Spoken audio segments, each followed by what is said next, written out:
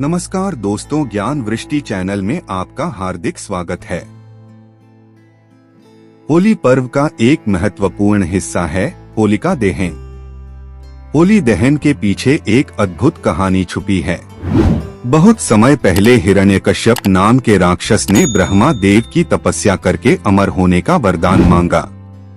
जब ब्रह्मा देव ने अमरता का वरदान देने से मना कर दिया तो उसने मांगा कि उसे संसार में रहने वाला कोई भी जीव जंतु, राक्षस, देवी देवता और मनुष्य मार न पाए। साथ ही न वो दिन में मरे और न ही रात के समय, न तो पृथ्वी पर मरे और न ही आकाश में, न ही घर के अंदर और न ही बाहर, और न ही शस्त्र से मरे और न ही अस्त्र से। हिरण्यकश्यप की तपस्या से ब्रह्मा देव खुश थे, इसलिए अमरता के एक वरदान के बदले उन्होंने ये सारे वरदान उसे दे दिए। इसे पाकर उसने हर जगह लोगों को परेशान करना शुरू कर दिया। उससे मनुष्य ही नहीं, देवता भी परेशान रहने लगे। वह अपनी शक्ति से दुर्बलों को सताने लगा। हिरण्यकश्यप से बचने के लिए लोगों को हिरण्यकश्यप की पूजा करनी पड़ती थी। भगवान की जगह जो भी हिरण्यकश्यप की पूजा करता वह उसे कुछ नहीं कहता था, और जो उसे भगवान मानने से मना करता उसे मरवा देता। समय के साथ राक्षस हिरण्यकश्यप का अत्याचार बढ़ता गया। कुछ वक्त बीतने पर हिरण्यकश्यप के घर विष्णु भगवान के परम भक्त प्रहलाद का जन्म हुआ। हिरण्यकश्यप ने प्रहलाद को कई बार विष्णु भगवान की पूजा करने से मना किया और कहा, मैं ही भगवान हूँ, तुम मेरी आराधना करो। हर बार हिरण्यकश्यप की बात सुनकर प्रहलाद कहते, मेरे सिर्फ एक ही भगवान हैं और वो भगवान विष्णु हैं।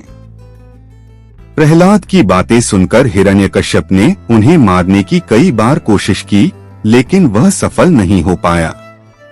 भगवान विष्णु अपनी शक्ति से हर बार हिरण्यकश्यप के सारे प्रयास विफल कर देते थे। एक दिन हिरण्यकश्यप के घर उसकी बहन होलिका आई। होलिका को आग में न जलने का वरदान प्राप्त था। उसके पास एक चादर थी जिसे लपेटकर यदि वह आग में चली जाए तो आग उसे नहीं जला सकती थी।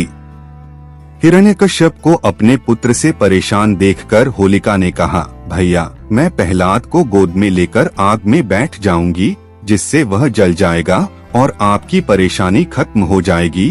हिरण्यकश्यप ने इस योजना के लिए हामी भर दी। उसके बाद होलिका अपनी गोद में प्रहलाद को बैठाकर आग पर बैठ गई। उसी वक्त भगवान की कृपा से होलिका की चादर प्रहलाद के ऊपर आ गई और होलिका जलकर खाक हो गई। प्रहलाद एक बार फिर प्रभु विष्णु की कृपा से बच गए। यह देखकर तो हिरण्यकश्यपु और भी ज्यादा क्रोधित और चिंतित हो गया। इस घटना के बाद हिरण्यकश्यपु ने प्रहलाद को एक खंभे से बांध दिया। फिर भरी सभा में प्रहलाद से पूछा, किसके बलबूते पर तू मेरी आज्ञा के विरुद्ध कार्य करता है? प्रहलाद ने कहा, आप अपना असुर स्वभाव छोड़ दें। सबके प्रति समानता का भाव लाना ही भगवान की पूजा है। हिरण्यकश्यपु ने क्रोध में कहा, तू मेरे सिवा किसी और को जगत का स्वामी बताता है। कहाँ है वह तेरा जगदीश्वर? क्या इस खंभे में है जिससे तू बंधा है? यह कहकर हिरण्यकश्यपु ने खंभे में घूंसा मारा। तभी खंभा भयंकर आवाज करते हुए फट गया और उसमें से एक भयंकर डरावना रूप प्रकट हुआ, जिसका सिर सिंह का और धड़ मनुष्य का था। लाल आंखें, बड़े बड़े नाखून, विकराल चेहरा और तलवार सी लपलपाती जीभ, यही नृसिंह अवतार थे। उन्होंने तेजी से हिरण्यकश्यप को पकड़ लिया और संध्या की वेला में न दिन में न रात में, सभा की देहली पर न बाहर न भीतर, अपनी जांघों पर रखकर न भूमि पर न आकाश में, अपने नखों से न अस्त्र से न शस्त्र से उसका कलेजा फाड़ डाला। फिर क्रोध से भरे नृसिंह भगवान सिंहासन पर जा बैठे। तब प्रहलाद ने दंडवत होकर उनकी पूजा प्रार्थना की। प्रहलाद का राजतिलक करने के बाद नृसिंह भगवान चले गए।